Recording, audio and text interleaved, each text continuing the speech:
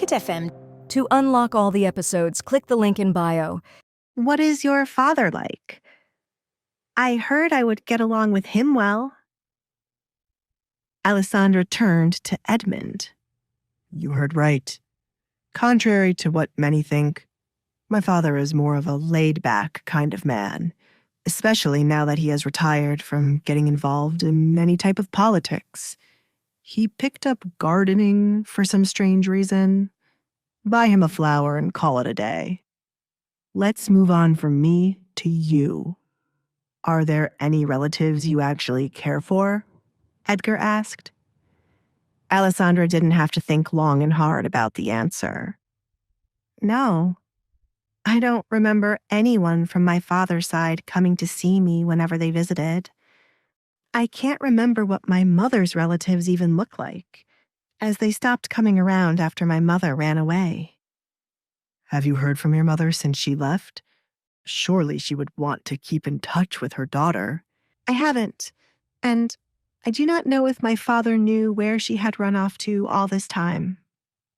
I am waiting for her to return with some wonderful excuse for leaving me behind. One day she might show up at your doorstep and I might not even recognize her.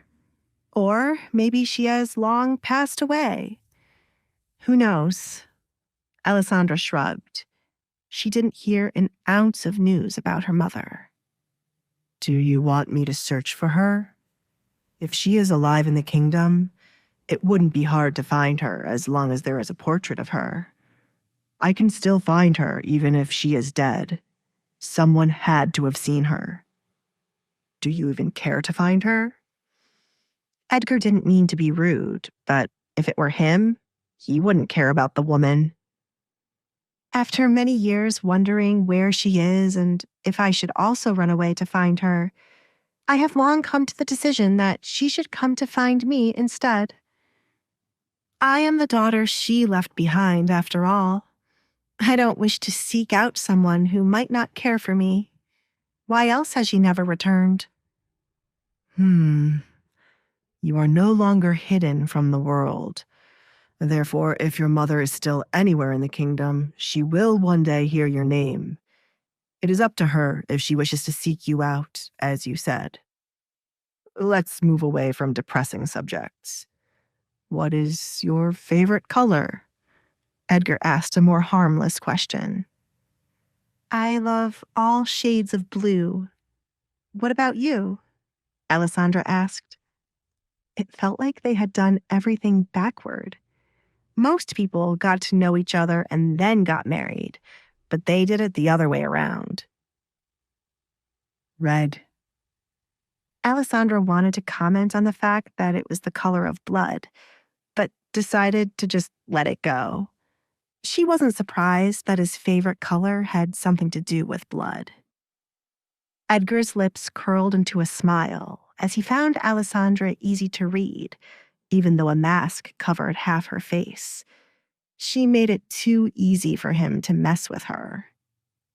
Breakfast is served, Alfred said, as a line of servants entered the dining room with different kinds of food, as Edgar requested. Are you having guests? Alessandra failed to believe the 10 servants she counted were holding trays of food meant for her and Edgar alone. No. Edgar shook his head. The reason behind the large amount of food was obvious, but he was going to join Alessandra's game, pretending like it wasn't all for her. Her weight was one of the first things he noticed about her, but he did not comment on it. Hey, I'm Alessandra. If you're wondering what happens next, download the Pocket FM app now and listen to the exciting episodes of The Duke's Masked Bride. Do you eat with your servants? She asked another question.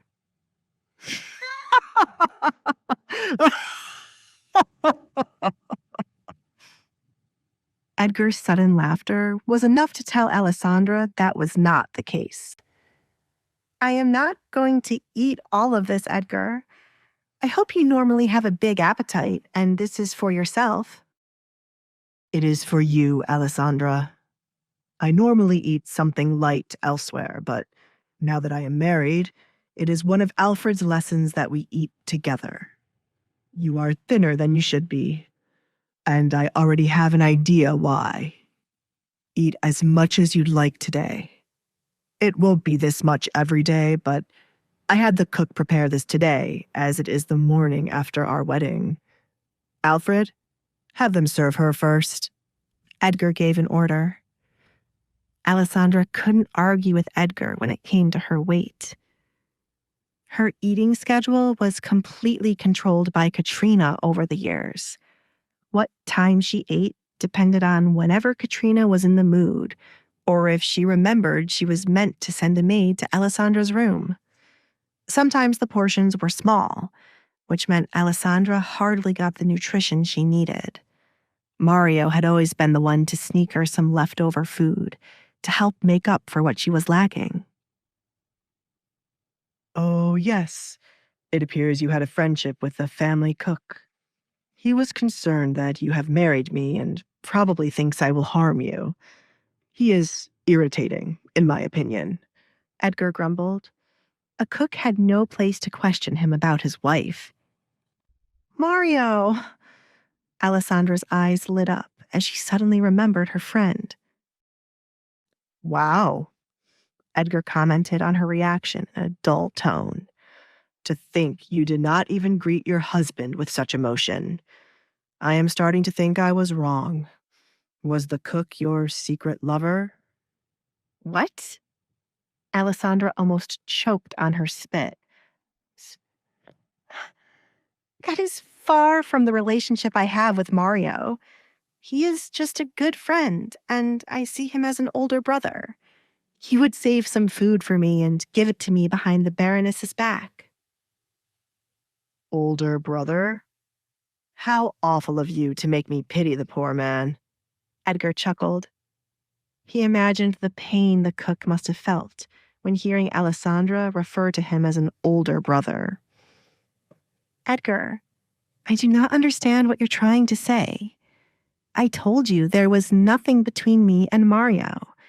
In fact, he has referred to me as being like his little sister. Not every situation where there is a man and a woman means feelings are involved. Mario and I are just friends. Alessandra cringed at the mere thought of her and Mario liking each other. I pray he does not have a sister, as I am concerned about him calling you his little sister. He might be in denial about his feelings, but I am sure each time he called you his sister, he should have felt a weird feeling, as he knew he shouldn't be calling you that. You think Mario likes me? It now dawned on Alessandra what was happening. You do not know him well enough to make that judgment. I don't think, Alessandra. I know for a fact he has feelings for you. It is not hard for a man to tell when another man has their eye on his woman. Of course, I encouraged him to let go of those silly little feelings he has been denying. I don't mind you continuing your friendship with him, as I am not the jealous type. Forgive me. Alfred apologized for sneezing while they were conversing. He didn't react when Edgar glared at him, as they both knew what Alfred was trying to insinuate. You can speak with the cook if you wish, but should he try making a move on my wife, I will see to it he has no fingers to continue his line of work. Edgar finished his sentence without interruption this time. Hey, I'm Alessandra. If you're wondering what happens next, download the Pocket FM app now and listen to the exciting episodes of The Duke's Masked Bride.